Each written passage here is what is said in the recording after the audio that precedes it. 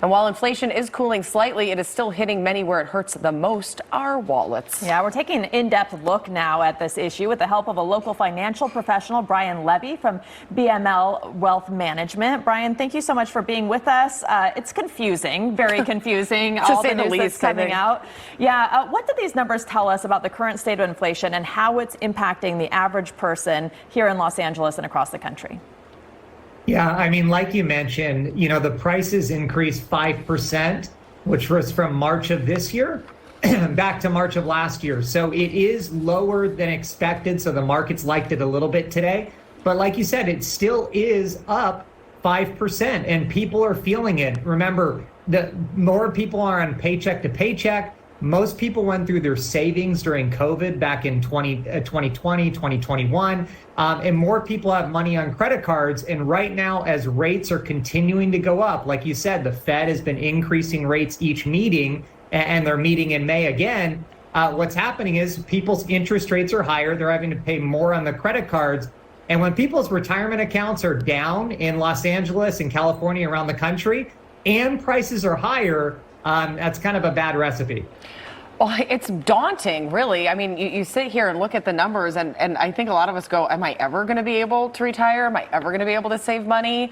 5%, as you said, for people living paycheck to paycheck is a very significant amount of money. What can people do to potentially get their budgets maybe back on track? I mean, it's easy to say, like, I'll skip this or I'll skip that, but a lot of people, these are real goods. I mean, these are grocery store prices, energy. So what can we do? Yeah, it's day-to-day stuff. So, at the end of the day, we kind of use the analogy, keep your powder dry.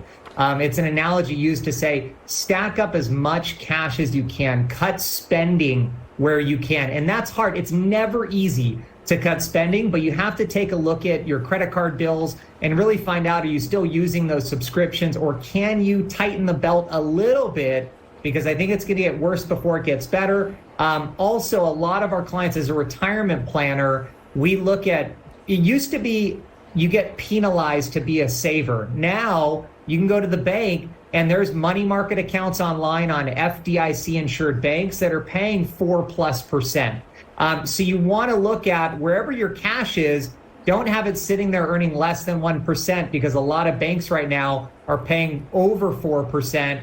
You can go out and get treasury bills and things like that. So be smart about where your money is. And also, if you are having a tough time with your credit cards and things like that, don't be afraid to negotiate, or at least ask for waiving your late credit card bill, or waive the late fee. Those types of things, I know they're small, but they're going to make a bigger difference over time. I think people don't know they can do that either, negotiate. I did not know that, and I did it, and it works. You absolutely can. They always say, oh, we'll only do it this one time for you, but you can definitely, all you can do is ask. You can't hurt to ask.